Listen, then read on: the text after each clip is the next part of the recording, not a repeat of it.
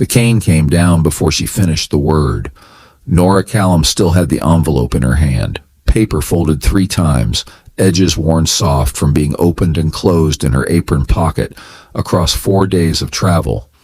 When Harlan Peck's walking stick caught her across the left forearm with a crack that swept every conversation out of the Silver Dollar Saloon, the sound lasted less than a second. What came after lasted considerably longer. She hit the bar rail with her hip, arms thrown up, hair swinging loose from its pins with the force of it. A glass tipped off the counter beside her and shattered on the floorboards. Nobody moved to pick it up. Nobody moved at all. Not the bartender, frozen mid-polish with a rag in one fist and a glass in the other. Not the 2 women at the corner table whose beers had gone warm.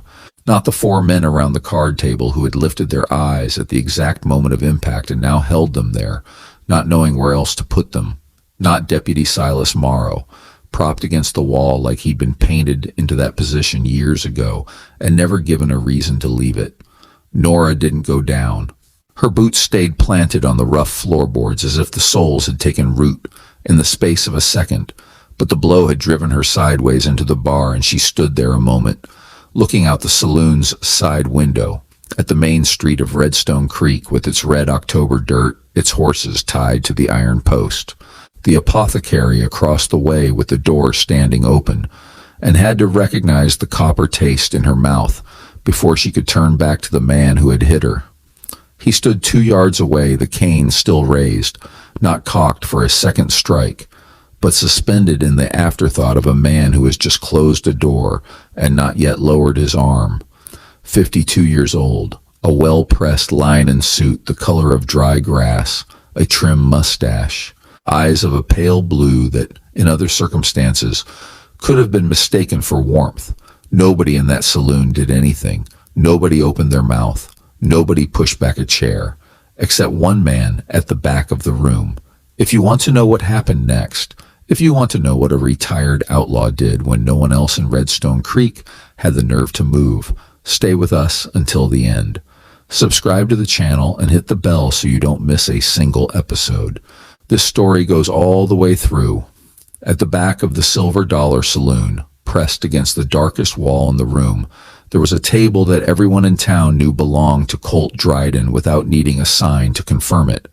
It was the last table before the corridor that led to the kitchen, the one outside the direct angle of the windows, the one with its chair turned so that whoever sat there could see both the front door and the back. It was the choice of a man who had spent years in circumstances where the direction trouble came from mattered more than the comfort of the seat. Colt Dryden had been in that chair when Nora walked into the Silver Dollar 20 minutes earlier. He was still in it when Harlan Peck swung the cane. The chair scraped the floor. The sound was low, nearly discreet, the kind of sound that in a noisy room would have been swallowed entirely. But the Silver Dollar had gone silent at the crack of the blow, and in that silence the scrape of the chair had the quality of an announcement. The people who had been watching Nora shifted their eyes, one by one, to the back of the room. Colt stood with the unhurried ease of a man who has no need for speed because the outcome has already been decided.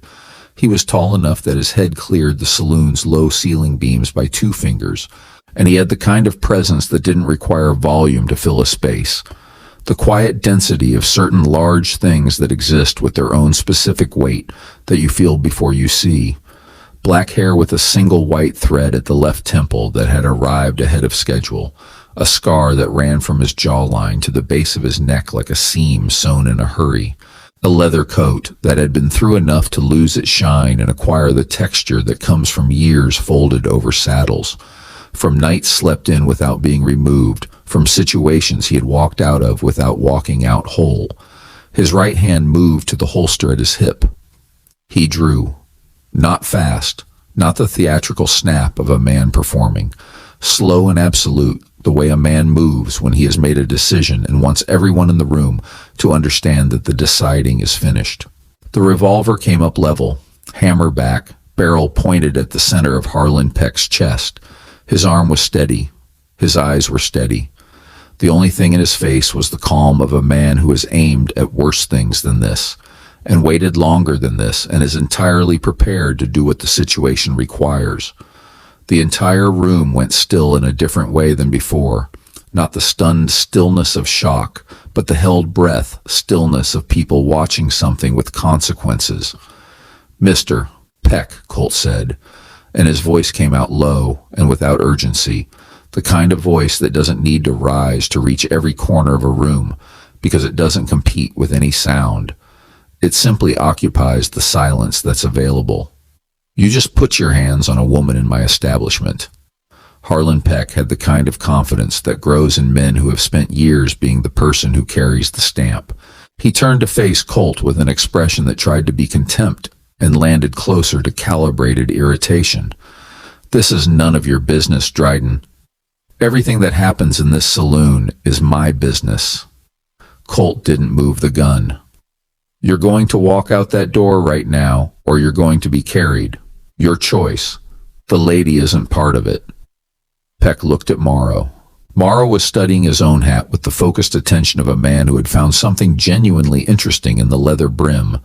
Peck looked back at Colt, at the gun, at the eyes that held neither urgency nor anger, only the specific quality of someone who has already made the calculation and is waiting for the other person to arrive at the same number.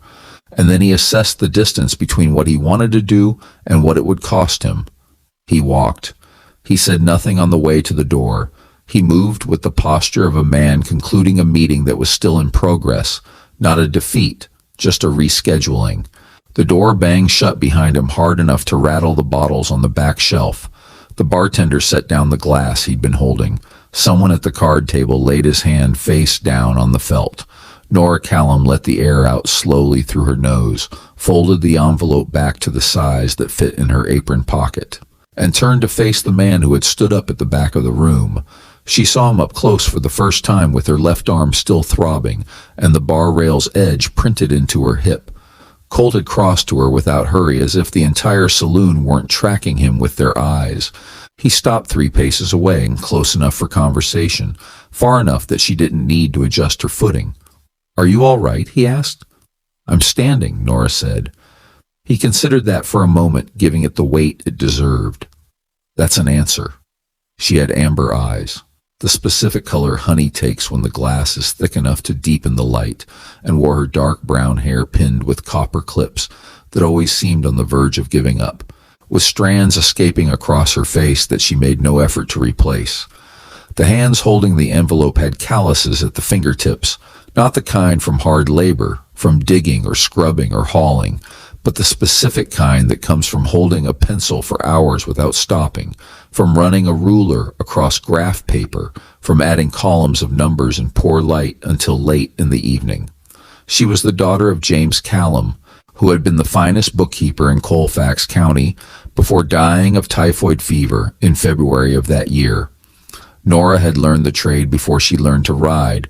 By 12, she was auditing the family's ledgers using the same method her father used, recording every discrepancy in the same precise hand he had taught her to keep. By 22, she had spent 2 years correcting errors at the local land office in Santa Fe without charging for it, because the errors bothered her more than the absence of payment. By 29, she had made the 4-day trip from Santa Fe to Redstone Creek with a leather trunk full of documents, her own record book, and an absolute certainty, not hope, certainty, that the debt attributed to her father was an invention. That was what was in the envelope.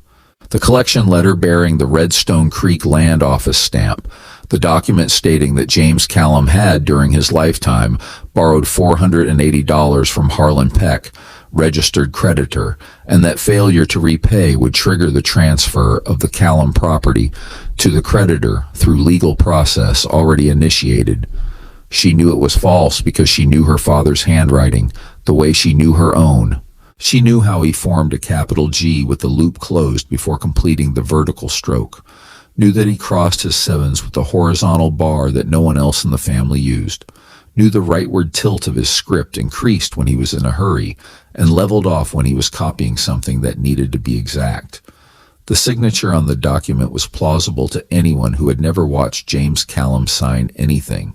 To someone who had watched him sign hundreds of documents over 20 years, it was a competent imitation with 2 specific errors that any handwriting expert, given the right originals, could confirm. The problem was that the right originals were inside the Callum property, which had been sealed under eviction order. "I need to see the land office," she said to Colt. "Land office closes at 5. He hadn't asked for context. He'd heard enough of the conversation to not need it. "It's 4:30. "Then I need somewhere to stay tonight." Colt looked at her with an attention that wasn't the way men usually looked at her, not the weighing and assessing, the tallying of what was visible, but the way someone looks when they are solving an equation with the variables currently available. "Ruth Danby keeps a boarding house on the next street," he said. "I know, that's where I came from." A small pause. "Ruth didn't have a room?" "Ruth had a room? I didn't, after Deputy Morrow came through before me this morning with an eviction notice." The notice had arrived before 8 o'clock. Nora had been sitting at Ruth Danby's kitchen table with a cup of coffee and her documents spread in front of her. The collection letter, the copies she'd pulled from the Santa Fe land office, the notes she'd made during the journey when Silas Morrow knocked on the boarding house door with the folded paper and the expression of a man discharging an obligation that sits poorly with him, but that he will discharge regardless, because it is the obligation he was given. Ruth had opened the door with her arms folded and the posture of a woman who recognizes an eviction notice at distance. She was 50 years old, broad-shouldered, gray hair braided over one shoulder, with the specific quality of someone who had spent decades hearing bad news without losing the habit of making good coffee. She had let Morrow into the doorway, no further, and stood listening as he read the document aloud at the slightly accelerated pace of a man who wants to finish. The legal language was dense and strange, full of pursuant to the provisions and by order of the territorial statute and the creditor hereby identified, but the meaning came through regardless. Nora Callum, heir to the estate of James Callum, owed to creditor Harlan Peck the sum of $480 against a loan contracted in March of that year, and if she failed to settle the debt in full within 72 hours, the Callum property, 2 parcels of fertile land along the south tributary, the only ground within Redstone Creek's limits with direct water access during the dry season, would be transferred to the creditor under an extrajudicial execution process already filed at the county land office.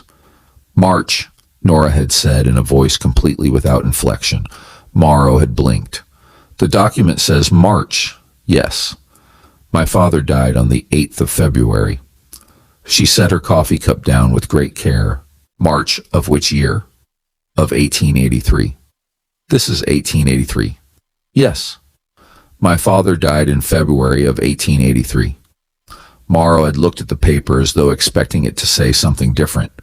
Then he had folded it, put it in his vest pocket, and said that the 72 hours ran from the time of notification, which was this morning.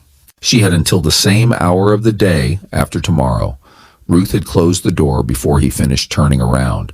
They had sat in the kitchen for a moment in the kind of silence that isn't empty, but contains the assessment of a situation that has just become worse than it already was. "You go to the land office and show them this absurdity," Ruth had said, transforming her anger into a plan by the second word. "I will," Nora had agreed. "And then?" "Depends on what I find there." What she had found at the land office was Ezra Quill with the front door locked and a handwritten "closed" sign hanging on the inside, though it was 2 in the afternoon on a Tuesday with no territorial holiday. When she knocked, the curtain on the side window moved for a single second, someone looking from underneath, and then fell back. When she knocked again with her knuckles, the sign on the door didn't shift. She had waited 5 minutes, knocked a third time, waited 10 more.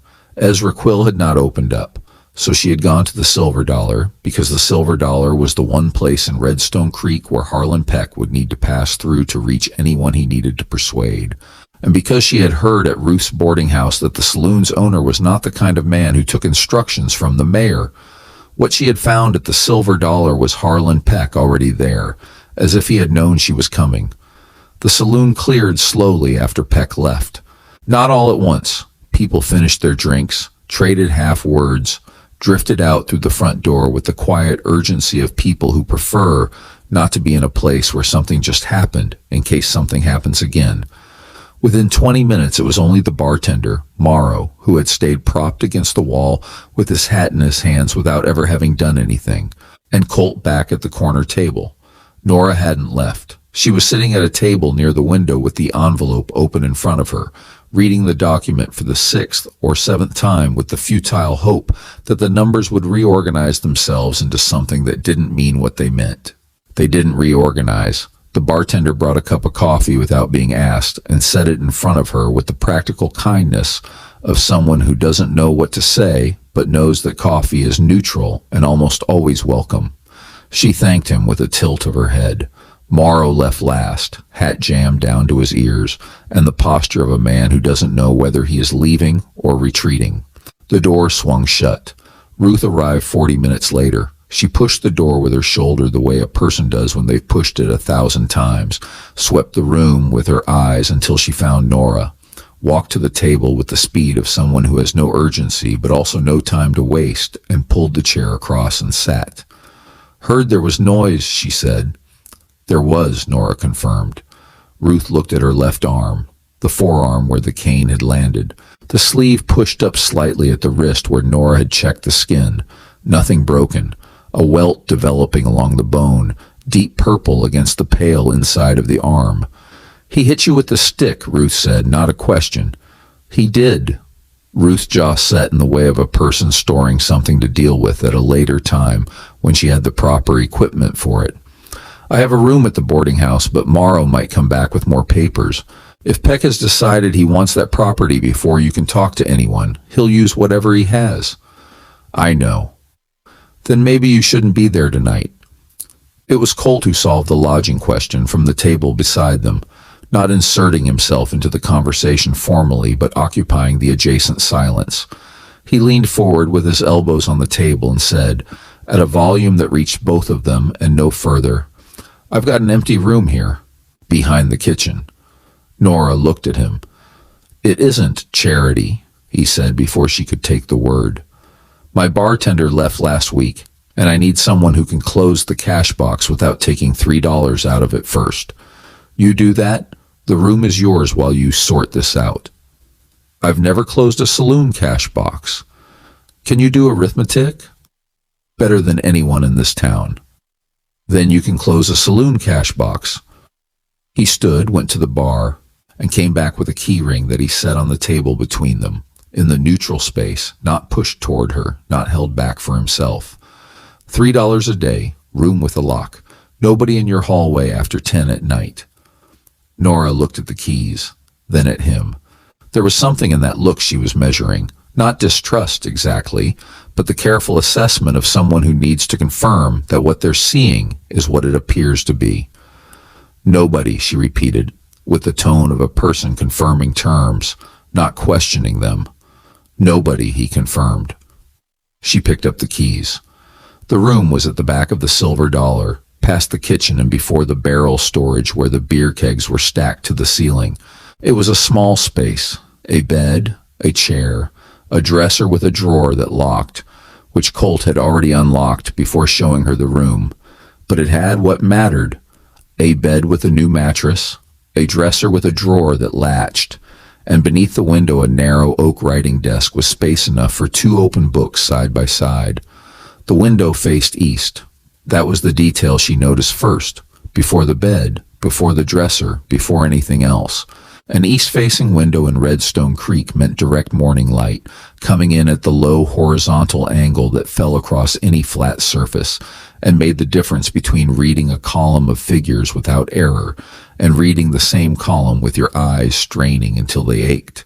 Her father had taught her that at 10 years old, when she complained that his desk sat at an odd angle in the home office, diagonal, not against any wall, positioned exactly to catch the east window's light without casting the shadow of his right hand across the paper. He had explained that bookkeepers who work in poor light make more errors than bookkeepers who work when they're tired, because tiredness is felt and corrected, but bad light deceives and gives no warning. She had done it ever since, assessed any workspace by the quality of the morning light before anything else. It was the criterion that had determined which desk she rented in Santa Fe, which seat she chose in clients' offices, which side of a room she asked for when there was a choice. The back room of the Silver Dollar had the right window. Colt had unlocked the desk drawer before showing the space and returned the smaller key to the ring, which was now hers. She set the leather trunk in the corner nearest the door, opened the latches, and removed the documents one by one in the order she had established during the journey. Collection letters on top, original title documentation in the middle, correspondence from the Santa Fe and Colfax land offices underneath. She opened the record book she had brought, her own notes, the chronology she had assembled before setting out, and settled in the desk chair with her elbows on the oak. She took the smaller key from her apron pocket and locked the drawer, after placing the envelope with the collection letter inside. Outside, the saloon continued with the normal sounds of a late evening. Voices, glasses, someone playing something on a harmonica with more enthusiasm than talent. Nora processed none of those sounds as information. She was reading the date on the document for the 7th time, March 23rd, 1883. James Callum had died on February 8th, 1883. 43 days. No margin for error, no calendar ambiguity, no way to reconcile the two dates within any interpretation that was not direct fraud. She needed the land office's internal registration ledger. The public copy on the shelf behind the service window was accessible. Any county resident had legal right to consult it.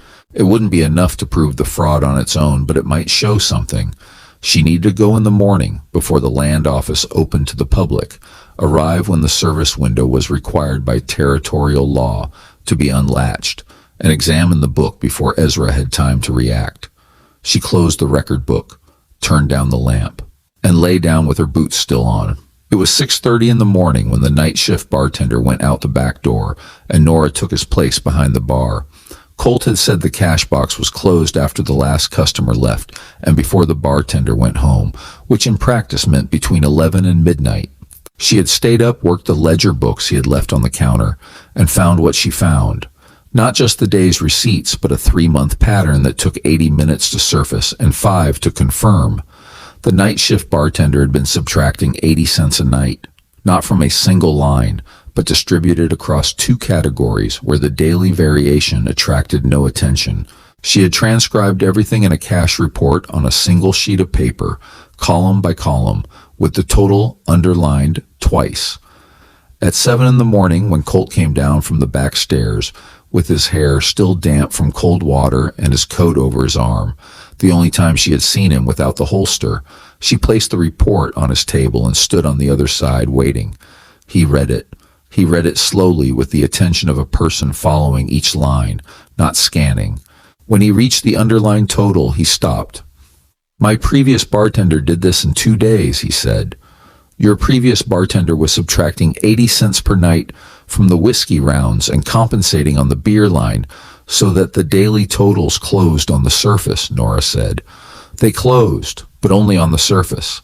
In the monthly accumulation, there was a $48 gap that would only appear in the annual balance, at which point you would have likely concluded it was variance in traffic volume." Colt looked at the figure for a moment longer than necessary to process it. Then he looked at her with the expression she had noticed the previous evening but hadn't yet named. Not surprise, not performed approval, but the specific recognition of someone who has found a thing they were looking for without knowing they were looking. "Total for the 3 months," he said, $124. She put her finger on the number in the paper. "Here." He looked at that number, then without lifting his eyes from the page, "You're doing the cash box tonight as well?" "Yes, but this afternoon I'm going to the land office." "Ezra won't open the door." "I don't need him to open the main door. I need the public registration record. By territorial law, the service window stays unlatched during business hours for public consultation, regardless of the status of the registrar." She folded the report and pushed it slightly toward him, not handing it over, just positioning it. "I'll be back before supper." Colt picked up the report, folded it with the same care with which she had folded it, put it in the inside pocket of his vest. "Good luck," he said. "I don't need luck," she answered. "I need a poorly guarded public record." The public registration ledger of the Redstone Creek Land Office sat on a shelf behind the service window, a book with a faded green cover, the year printed on the spine in gold that had flaked down to the embossing. The service window was an opening 60 centimeters wide in the dividing wall between the public corridor and the working area, protected by a wooden shutter that pivoted on a horizontal pin, open by day, closed by night. At 2 p.m. on a Wednesday, the shutter was open. Nora had come in through the side entrance, an uncovered corridor that led to the service window without passing the front door, where Ezra might spot her through the front window. She had walked slowly, her hand in her apron pocket over the record book. She reached the window, looked at the shelf, and extended her arm through the opening to lift the green ledger. It was heavy, 18 months of stamped filings bound together with hand-numbered pages and quarterly indices. She set it on the narrow service counter and opened it from the back, the current month, October 1883, and worked backward. September, August, July. Each page had the same format: date, sequential protocol number, document type, parties involved, stamp fee, registrar's signature. The numbering was continuous. Protocols ran in sequence without gaps, without visible interpolation. June, May, April. She reached March and began reading line by line, her pencil marking each entry. Protocol 1846 was dated March 12th, a deed of sale for a commercial lot on the main street. Protocol 1847 was dated March 23rd, debt registration. James Callum, debtor. Harlan Peck, creditor, $480. Protocol 1848 was dated April 1st. She checked both sides of 1847 again to be certain.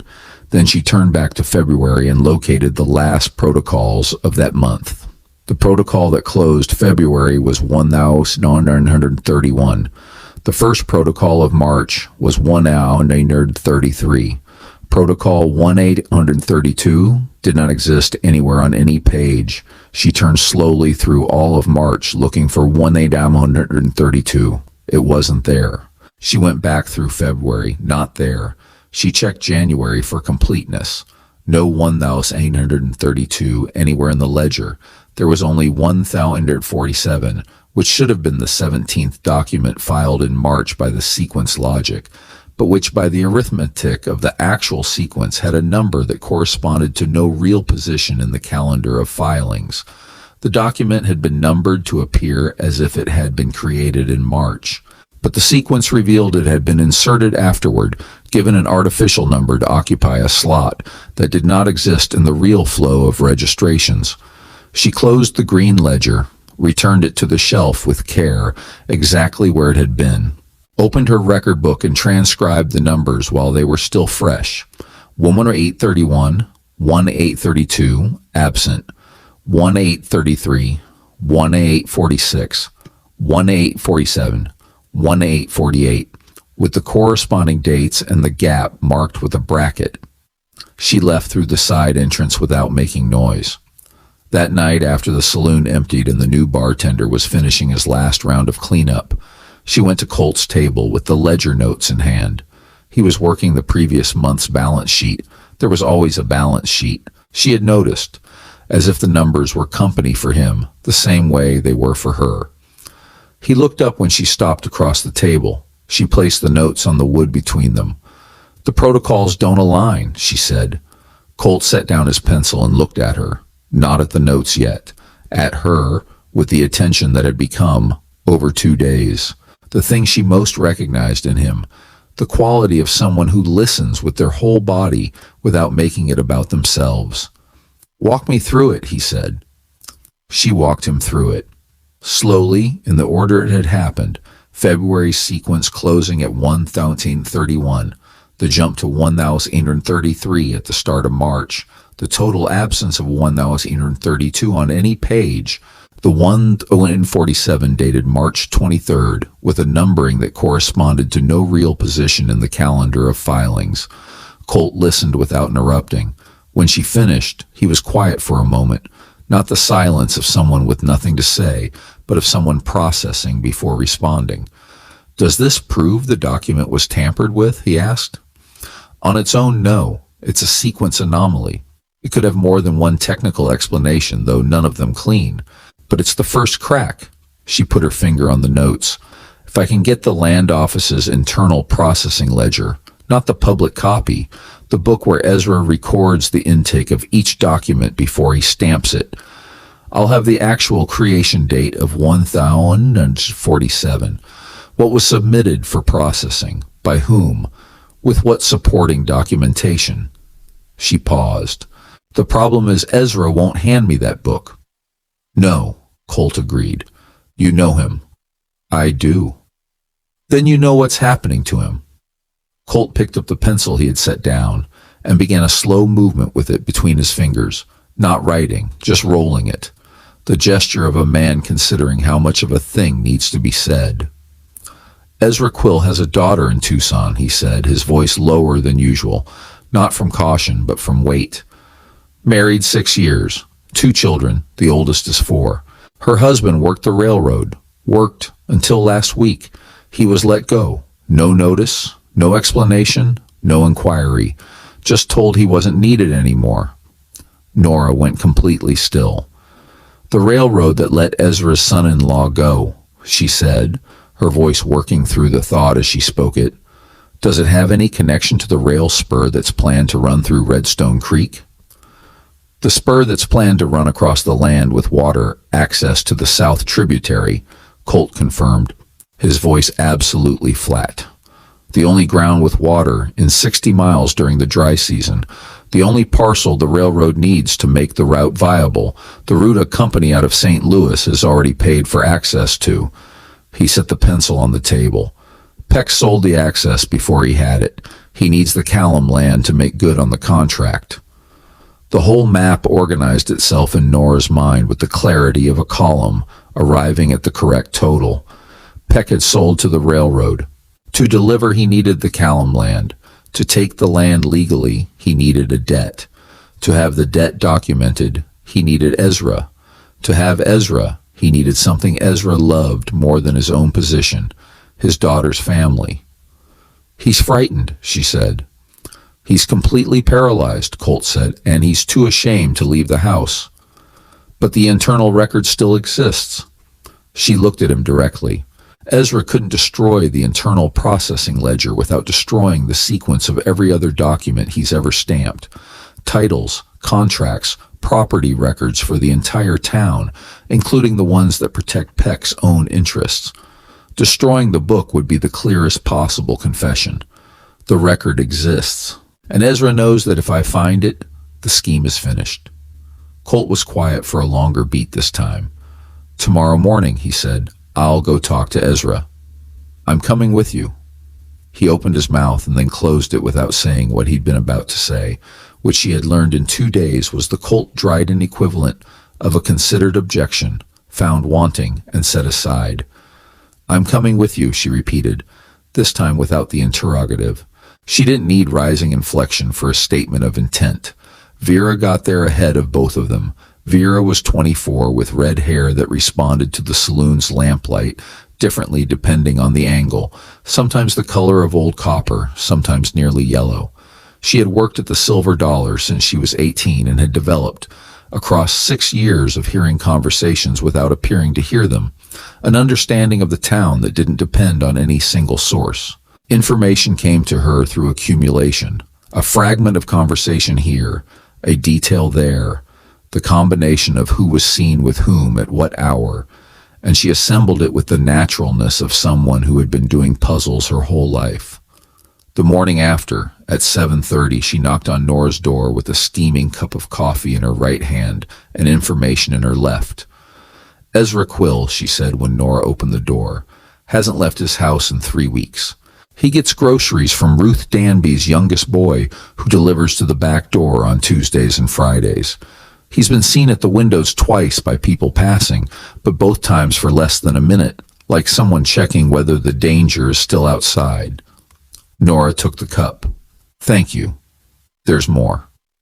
Vera leaned against the hallway wall with the posture of someone who isn't in a hurry because what she has is worth taking the time to say right. Ezra Quill baptized my sister. He stood witness at my mother's wedding.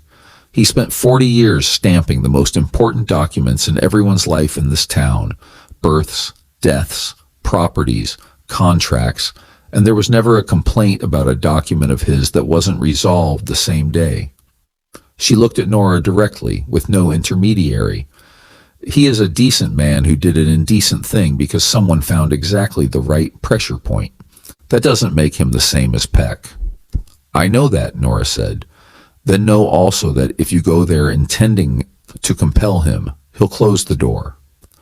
Vera paused. But if you go with what you already know and leave room for him to complete it, he'll talk. Because he needs to talk to someone who understands what happened without needing everything translated from the beginning. Nora drank the coffee. It was stronger than she'd expected and better than it needed to be. You're sharper than you look, she said.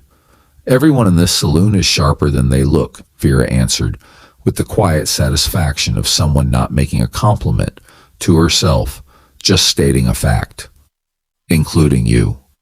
Ezra Quill's house sat on a cross street 2 blocks from the land office, behind a wooden fence that had needed painting 2 summers ago and hadn't received it.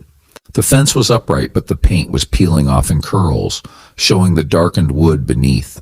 The front yard had been well tended at some point in the past.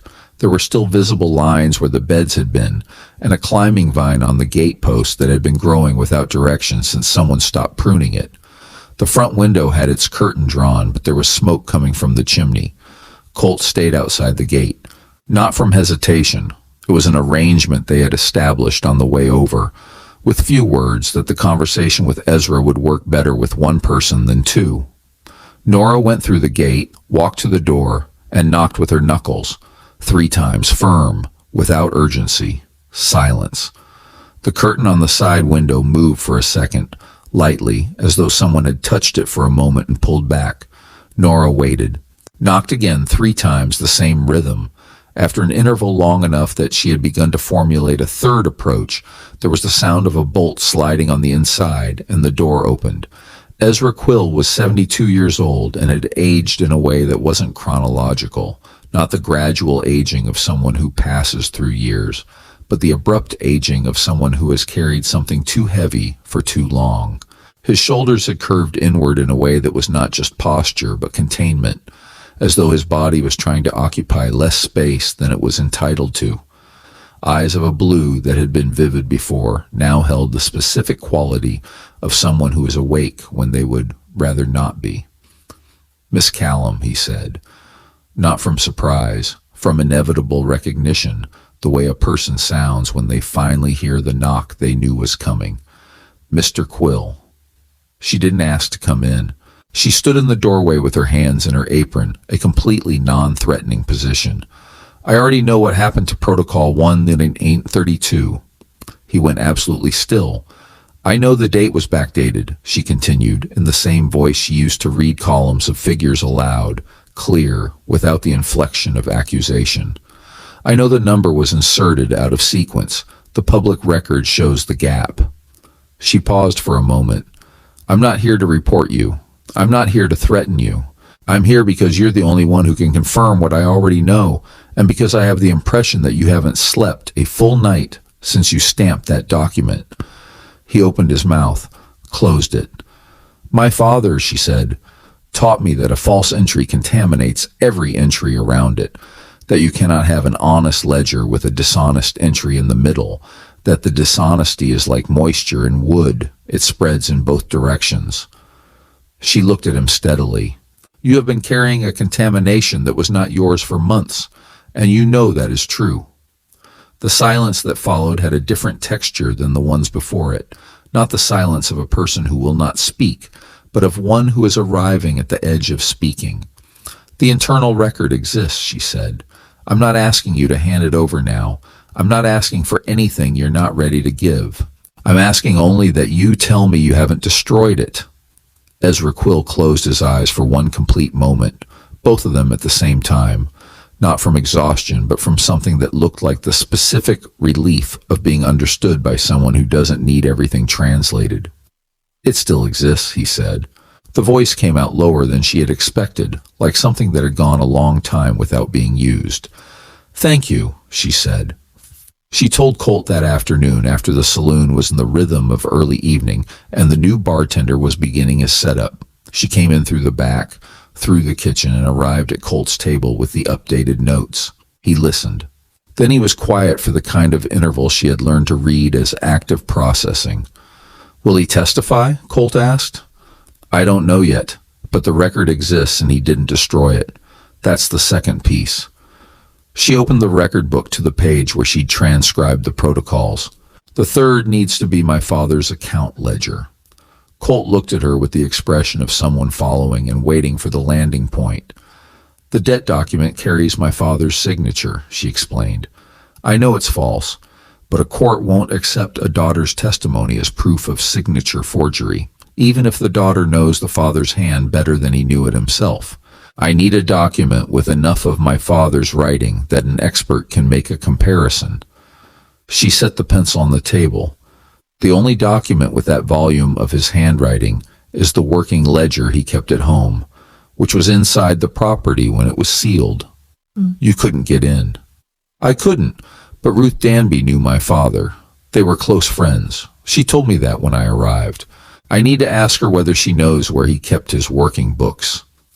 Ruth knew immediately. They sat in the boarding house kitchen with the door closed, because Ruth had guests who didn't need to hear what needed to be said, and with 2 glasses of water on the table because the coffee had run out and neither of them went to make more. "Your father had the habit of keeping a copy away from the house," Ruth said. Her hands were on the table, fingers interlaced in the kind of position that kept her grounded. "Not out of distrust of anyone. He explained it to me once as a matter of reasoning. He said any man who keeps all his records in one place deserves to lose them all in a fire, because a fire is only the world fulfilling the promise that poorly kept documents make." She stopped. "I thought it was something philosophical," he said. "It wasn't," Nora said. "It wasn't." Ruth looked at her with the eyes of someone assembling something that had been stored. "He left a book here 2 years ago when he passed through Redstone Creek on his way to Mora County. He told me he had his most current working ledger with him, and that if I ever, those were his words, saw his name on a collection document he hadn't discussed with me personally, I was to keep that book until someone came for it." Nora went completely still. "You weren't certain anyone would come?" she asked. "I didn't know if you would know it existed." Ruth stood slowly, her knees sounding in the kitchen's quiet, went to the sink and crouched. She stayed down for a moment longer than the movement required, the pause of someone preparing a weight before lifting it, and then rose holding a rectangular tin that had been behind the removable panel under the sink pipes, tucked between the plumbing. She put it on the table. The tin had been a biscuit box, an import, with an illustration of pine trees and the name of a Boston firm on the lid. It had rust at the edges where the paint flaked, but the lid closed firmly and the inside was dry. There was a piece of folded cotton cloth beneath whatever was inside, the kind James Callum had used to protect thin-bound books during transport. The cotton still held the cedar smell he had used to keep paper from the winter damp. The same small cedar block he had kept in every drawer of every desk he had ever worked at, replaced when it lost its strength. Consistent across 30 years of keeping records in buildings that were never as dry as he wanted them to be. Nora recognized the smell before she saw what was inside, and the recognition arrived somewhere below thought. Not grief, which is a thing that knows what it is and can be named and moved through, but the kind of memory that comes through the nose before it passes through the mind, involuntary and complete, carrying everything attached to it without permission. A specific afternoon in the home office when she was 9 years old. The sound of the pen, the way the light had come in from the east and laid itself across the paper, the particular quiet of a room where someone was doing serious work, and the child in the doorway understood that this was serious and was very still about it. She had not understood then what she was watching. She understood now. She held still for 1 second, not to compose herself, but to let the recognition pass through without fighting it, because fighting it cost more than letting it go. Then she opened the tin with hands that were not entirely steady. James Callum's account ledger was a notebook bound in black leather with the initials JC pressed into the cover with a hot iron, the letters slightly sunken into the surface. The binding was intact. 84 pages held the light yellowing of good paper that ages with dignity. She opened it to the first page. The handwriting was there, the same rightward tilt that increased on the urgent lines and leveled on the careful ones. The same G with the loop closed before the vertical stroke. The same 7 crossed with the horizontal bar that no one else in the family had ever adopted. The same way of spacing numbers in groups of 3 with a gap instead of a comma that was the habit of a bookkeeper who had learned by doing. The last entry was January 17th, 1883, 3 weeks before he died. She turned every page. She looked for any entry that mentioned Harlan Peck, any mention of a loan, an agreement, any financial transaction with any person in Redstone Creek. Nothing. There were suppliers, clients, property expenses, income records, reimbursement notes, nothing resembling the debt the land office document described. The ledger was clean, and it was written entirely in her father's hand. She closed it carefully, held it for a moment with both hands on the leather cover, and then tucked it under her arm. "Thank you," she said to Ruth. Ruth put her hand on Nora's shoulder for 1 second, a brief gesture, without excess weight, the kind that doesn't need words to contain what it needs to contain. "Your father was an honest man," Ruth said. "He knew there would come a time when that would need to be proved." Nora was back at the silver dollar with the ledger locked in the leather trunk when Harlan Peck came through the front door.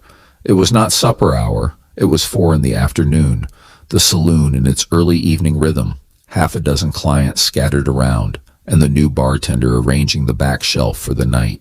Peck came in with Morrow 2 steps behind and 3 men who wore no badge but carried themselves with the posture of people hired to do what the law can't conveniently do. Colt was behind the bar doing the bottle inventory. Peck crossed the room without looking at anyone but Colt, with the stride of a man executing a procedure, and stopped in front of the counter with his left hand resting on the wood. "Dryden," he said, with the voice he used for town council meetings, cordial, directive, the temperature of a man who believes the conversation is already finished before it begins. "I need a word." "I'm here," Colt said without stopping the count. "In private." "There's no private during the silver dollar's business hours." Colt set down the inventory pad and looked at him. "Say what you need to say." Peck tapped his fingertips on the bar, a short rhythm of deliberate impatience designed to be noticed. "The woman you're housing is creating interference with legitimate administrative processes in this town. I'm willing to accept that you weren't fully informed of the situation when you made your decision, but continuing that arrangement after being informed is a choice that has consequences for your operation." "Consequences like what?" Colt asked, the same flat voice. "Consequences like operating permits, health inspections, review of the liquor license. The businesses of this town depend on the support of the municipal administration to function, and that support is not unconditional." Nora closed the book she had been working from at the back table. The sound of the leather cover settling cut through the room with the clarity that small sounds acquire when everything else is quiet. Everyone in the saloon, the scattered clients, Morrow with his hat in hand, the 3 men in leather who had stayed near the door, the bartender with a bottle in midair, looked toward her. Nora stood from the chair slowly, the legs scraping the floor with the regularity of someone who has no hurry because she doesn't need speed for what she is about to do. "Mr. Peck," she said, and her voice came out at the volume appropriate to the size of the room, clear without strain, projected the way she had learned to project reading financial statements to rooms full of creditors. "You have just described extortion in front of multiple witnesses." Peck turned to face her with the expression powerful men use when someone smaller makes noise, a mixture of irritation and calculated condescension. "Miss Callum." This is not the time, or the Protocol 1847 of the Redstone Creek Land Office was inserted out of numerical sequence, he said, with the same voice, not raising the pitch. The date of March 23rd, 1883, is assigned to a protocol that, by the actual sequence of filings, could not have been created before April. The document date is 43 days after the death of the signatory. She reached back to the table behind her and picked up her father's ledger, carrying it to the central table of the room and placing it on the wood in front of her.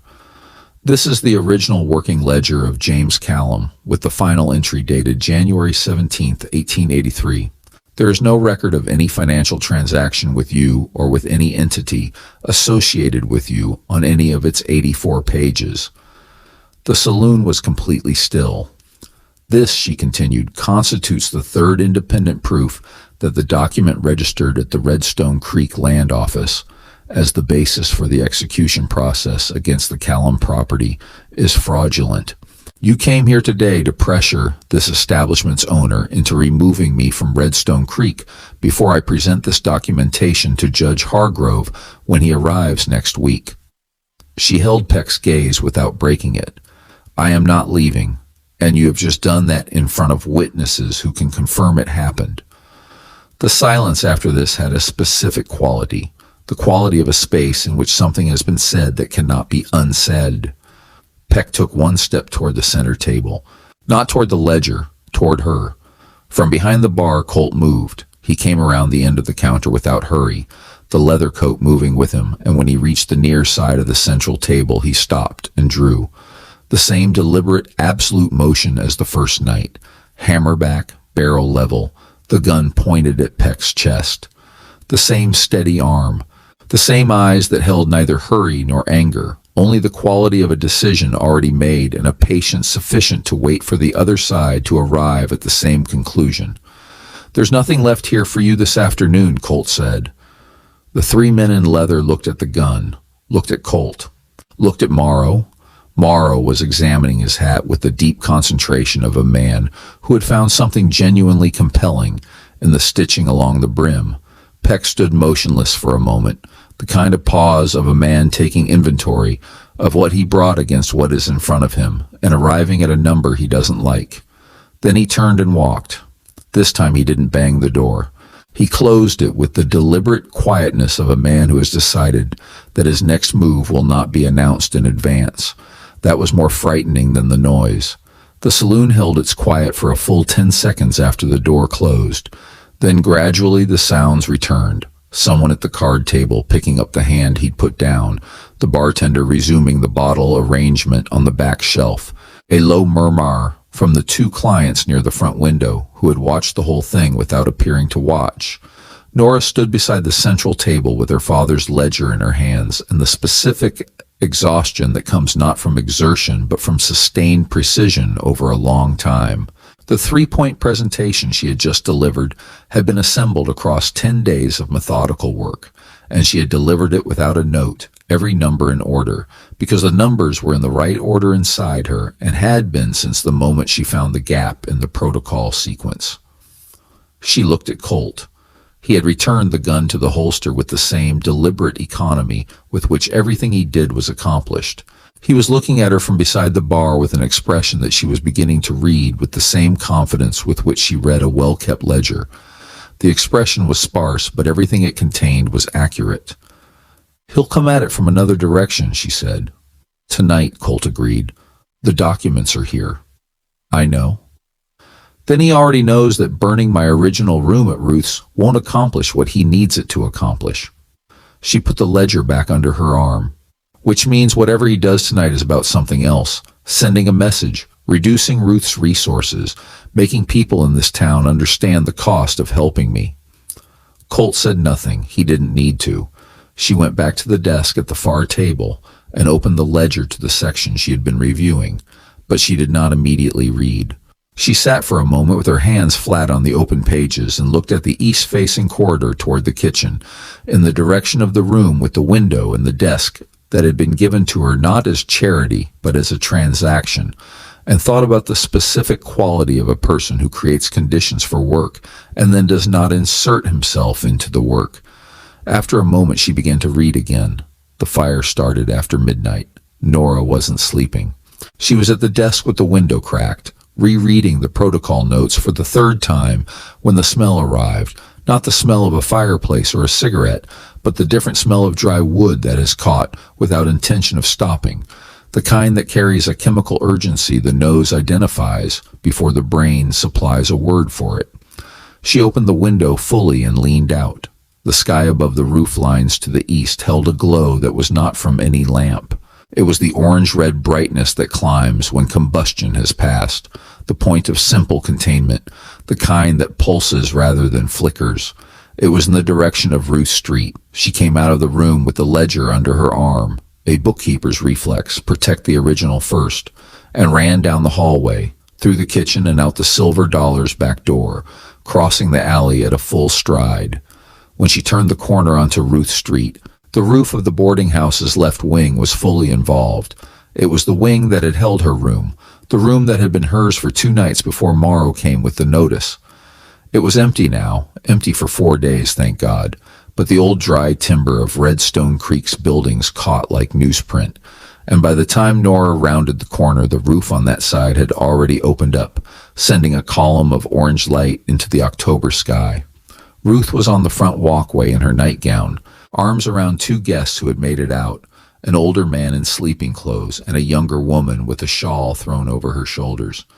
Ruth was not crying. She had her lips pressed into a flat line and her eyes on the fire with the expression of a person who is storing everything, the rage, the shock, the damage assessment, the fear, to be processed later.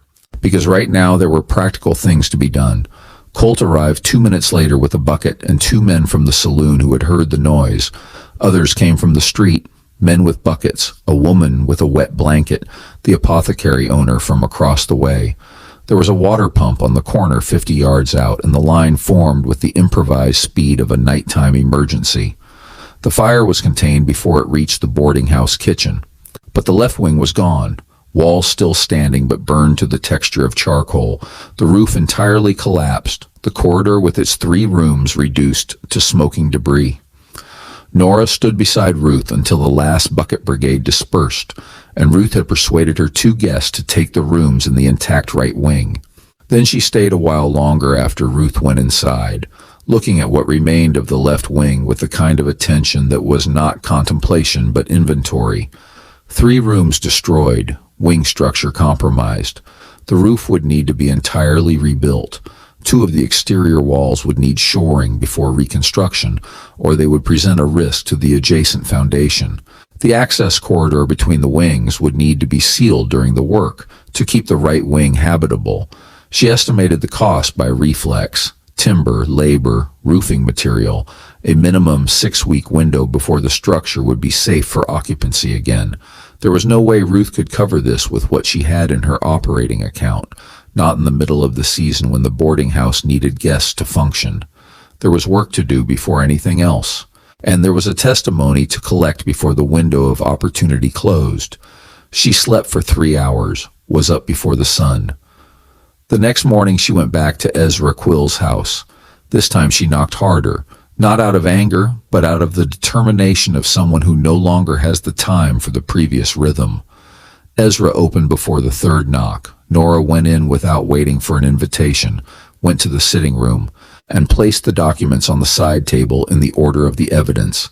The protocol notes, the ledger, the collection letter with the land office stamp. Ruth Danby's boarding house caught fire last night, she said, facing Ezra, in a voice that had no accusation but carried weight. 3 rooms destroyed. The room that went first was the room that had been mine before the eviction. She paused. He tried to burn the evidence. He didn't know I'd moved everything to the Silver Dollar. She put her finger on the ledger. I have everything I need for Judge Hargrove. The sequence anomaly, my father's ledger, the impossible dates. But I need a written statement from you confirming that Protocol 1847 was stamped under coercion. I'm not asking you to appear in court. I need paper and a signature. Ezra looked at the document spread on his side table with the expression of someone seeing something he knew existed but had not yet faced directly. "If I do this," he said, his voice heavier than usual, "Peck will—" "If you don't do this," Nora said, and her voice was precision, not cruelty. The difference between a straight line and a curve, between what is necessary and what is comfortable. "Peck will take my property, build his railroad with the access rights he sold, before he had any right to sell them, and use the same instrument on the next person who has something he needs." She placed her hands on the edge of the table and leaned forward slightly. "The instrument works while you obey it, and while it works, he will keep using it." The silence that followed was the kind that precedes decisions. "Your son-in-law was let go so that you would comply," she continued, her voice dropping slightly, not retreating, but moving closer. "That is his instrument. It functions as long as you obey. But Judge Hargrove has federal jurisdiction over documentary fraud. A registrar who testifies as a victim of coercion, with documentation confirming he acted under direct threat, is treated as a cooperative witness by the territorial prosecutor, not as an accomplice." She straightened. "But that only happens if you give the statement before Peck realizes we're here." Ezra Quill looked at the documents for a long moment. Then he went to the corner desk, opened the top drawer, and took out a sheaf of blank paper and a sharpened pencil. He set them on the table, pulled out the chair, sat down. It took 42 minutes. Nora stood on the other side of the room during that time, not monitoring, not pressing, simply present, in the way that someone stands in a room where important and difficult work is being done that belongs entirely to the other person. She looked at the window, at the vine on the gatepost, visible from inside, growing without direction, at the floor. She listened to the scratch of the pencil on the paper, which was the sound of a man who had spent 40 years being precise about what he recorded, finally being precise about something true. Ezra wrote 3 pages in the firm hand of a registrar, with 4 decades of the trade behind him. The first visit from Peck, and what had been asked, explicitly and then with increasing clarity. The second visit with the information about his daughter's family, what had been stated directly and what had only been implied but was understood.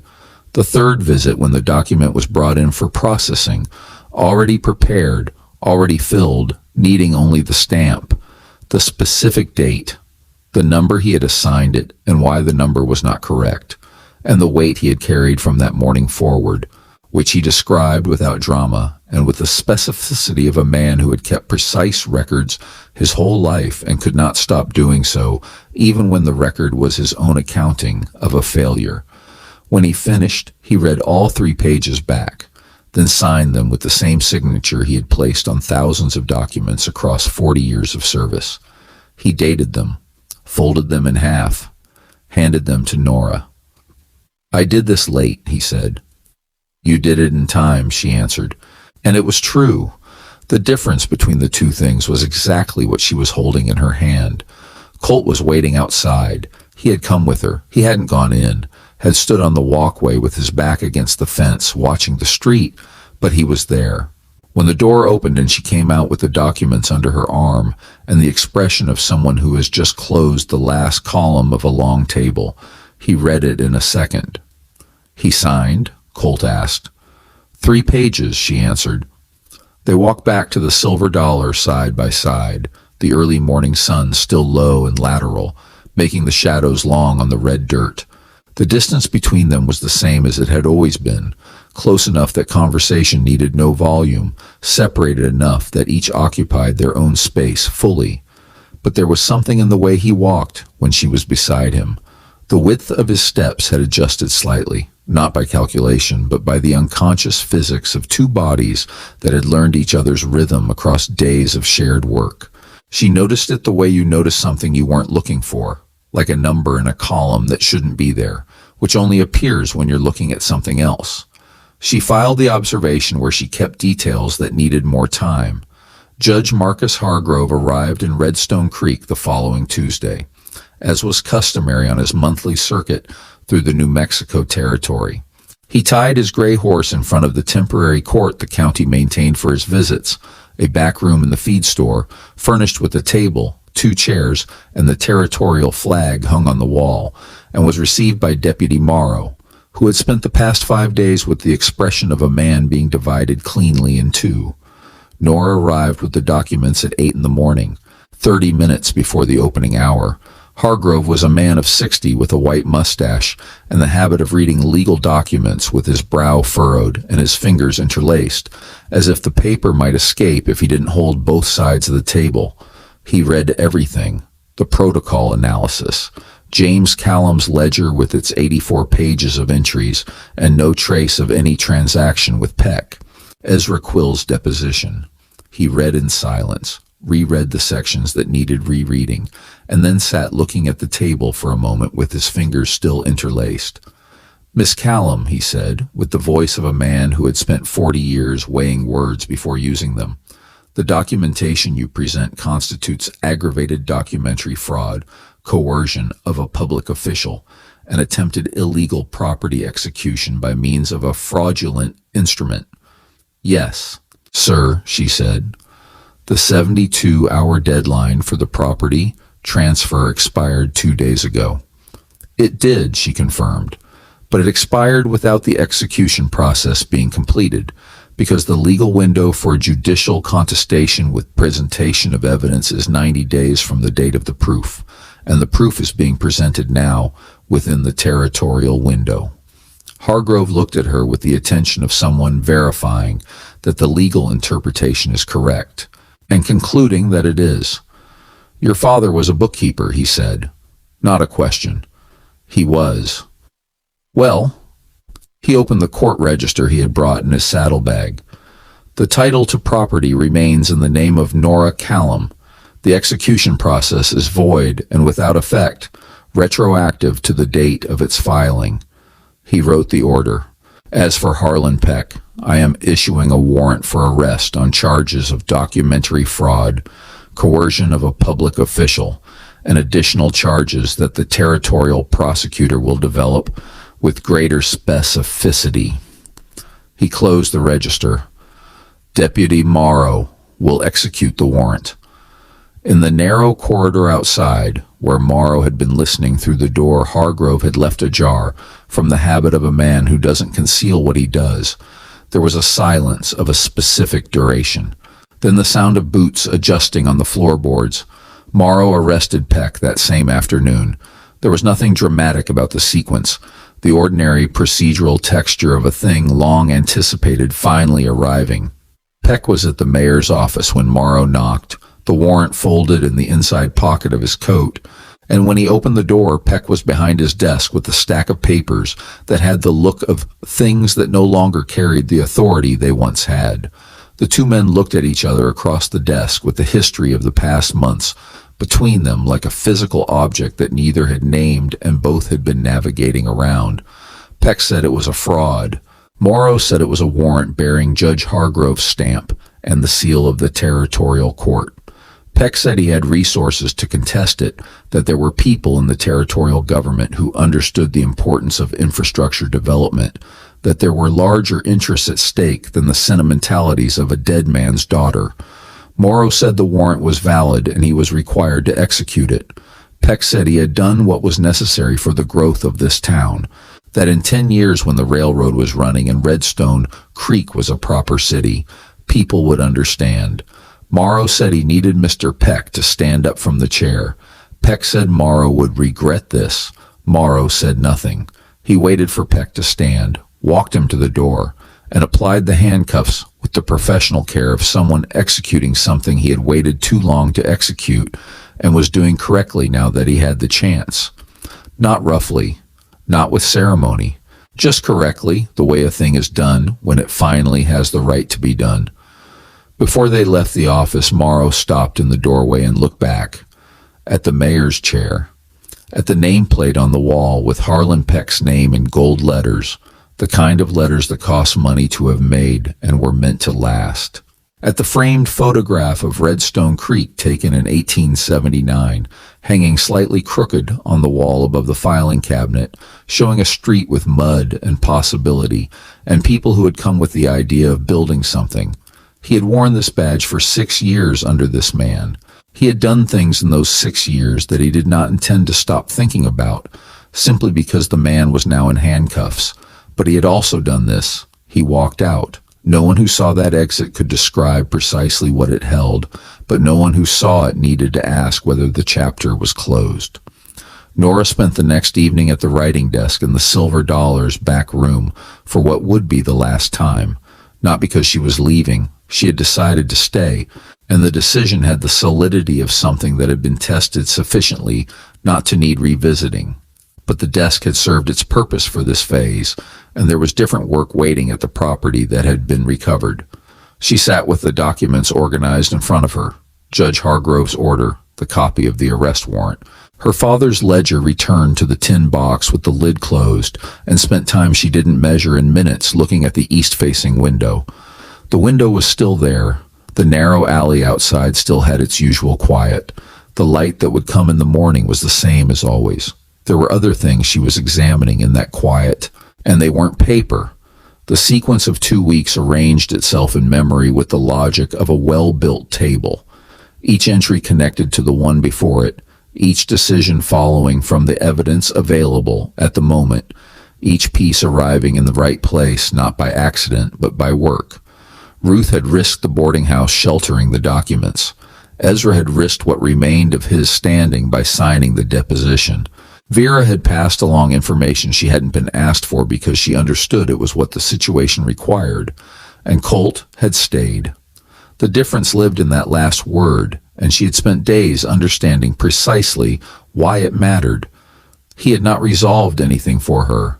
When Peck came at her with the cane, he had stopped what was happening in that instant. A physical intervention with a physical instrument, the gun drawn and leveled with the absolute clarity that ended the moment. But he had not taken the case from her, had not done what needed doing in her place. He had created the space, the room, the cash work, the back table, the presence in the saloon while she worked, and then had remained inside that space while she used what she knew how to use. There was a difference between being saved and being given room to work. She had spent her whole life being underestimated by men who confused the two, who believed that offering the solution was the same as acknowledging the competence. Colt had offered the space and then gotten out of the way. That was different, and it was what mattered. She stood, left the room, went down the hallway and through the kitchen to the saloon floor, which was at the tail end of another night. 3 men at a card table, the new bartender cleaning the bar with the rhythm of someone near the end of a shift, the counter lamp casting the kind of light that makes the corners seem deeper than they are. Colt was at the back table with the month's balance sheet, as he had been on every night she had spent in this establishment. The pencil was in his hand. The numbers were on the page. His expression was the same as always, focused without effort, the expression of someone who finds company in figures the same way she did. She pulled out the chair across from him and sat without being invited. He looked up from the page. Hargrove signed the order, she said. He already knew. She had told him when she came back from the feed store, and he had received the information with the same nod with which he received any confirmed fact. But there was more. I'm staying in Redstone Creek. Colt set down the pencil. The property has water, she continued. The front structure can be adapted for an office with minimal work, and there are women in this town, and in the towns around it, who are facing exactly what I faced, with debts they never contracted, with documents they never signed, with deadlines running while they don't know where to look. She placed her open hands on the table. I'm opening a property documentation assistance office. Ledger review, protocol sequence analysis, guidance on judicial constation. For women, primarily, because they are the ones with least access to anyone who understands how the instruments work. She paused. Ruth will be my first client. She'll need to rebuild the left wing of the boarding house. There's a construction contract that needs reviewing before she signs it. Colt looked at her for a moment with the expression of someone receiving new information that doesn't modify any fundamental equation. And the cash box? He asked. The new bartender's good with figures, she said. You don't need me for that anymore. I didn't ask if I needed you. There was something in the voice that was not the same as the other nights, not different enough to classify easily, but different enough to be registered by someone who had spent 2 weeks learning the exact pitch of him. I'm considering continuing to stay here while the office is being set up, she said. If the room is still available. It's available. Good. She didn't stand yet. There was one thing she needed to say, and she had decided to say it before leaving, while the energy of something that had been thought long enough to be certain was still in the words.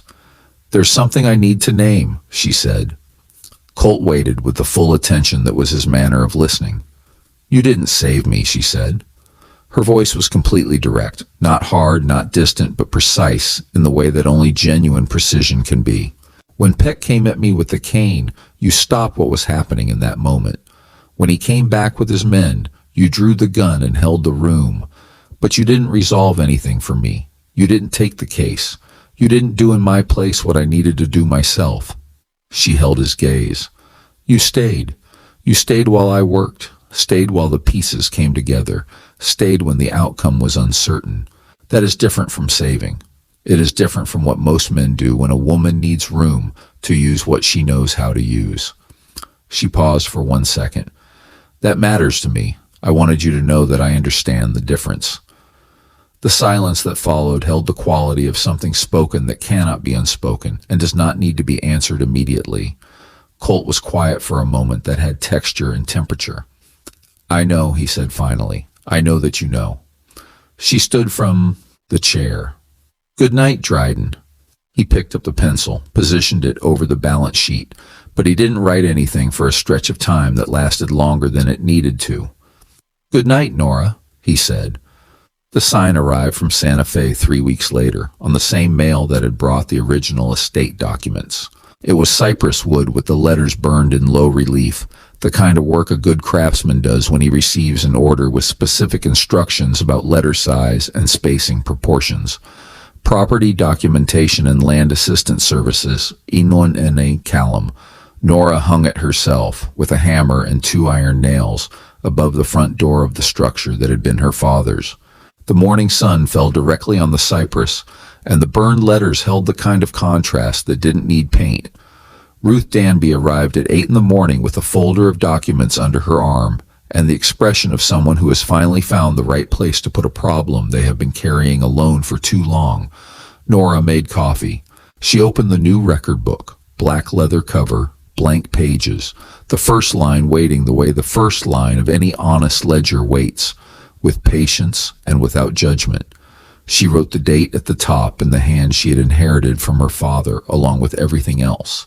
The same rightward tilt, the same horizontal bar on the 7, the same way of spacing figures in groups of 3. Ruth sat across the desk, opened the folder, and began. There was a construction contract for the rebuild of the boarding house's left wing, with a penalty clause written to benefit the contractor in the event of delay, the kind of clause that passes unnoticed in a quick reading and costs twice the agreed sum when it comes time to enforce.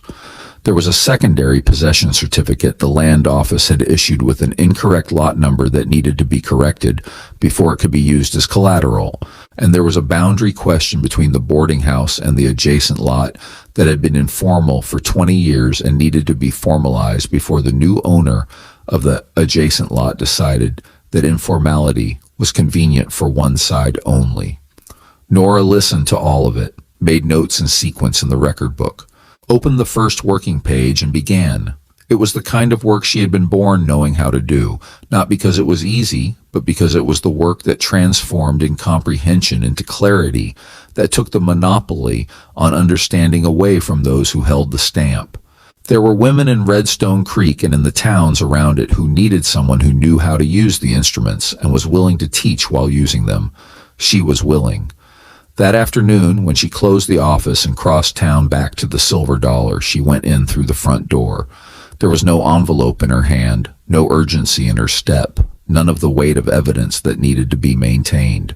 There was only the red dirt of Redstone Creek under her boot soles, The late afternoon sun making the shop windows catch and throw the light, and the kind of end-of-day quiet that belongs to people who have somewhere to be. Vera looked up from behind the bar when Nora came in, and the half-smile that appeared needed no explanation. It was the kind that recognizes something it knew was coming. Colt was at the back table. He had put his hat on the chair across from him when Vera told him Nora had left the office heading this way. Not conspicuously, just a hat on a chair that was both an object in space and information about someone who had thought about an arrival before the arrival came. Nora reached the table, picked up the hat, and hung it on the iron hook on the wall beside her with the gesture of someone who knows where things go. She pulled out the chair and sat. Colt looked at her across the table with eyes that had seen a great deal and held most of it, except this. What was happening at this moment, at this table, with this late afternoon light coming through the silver dollars windows and making the whole room run a degree warmer than the temperature justified?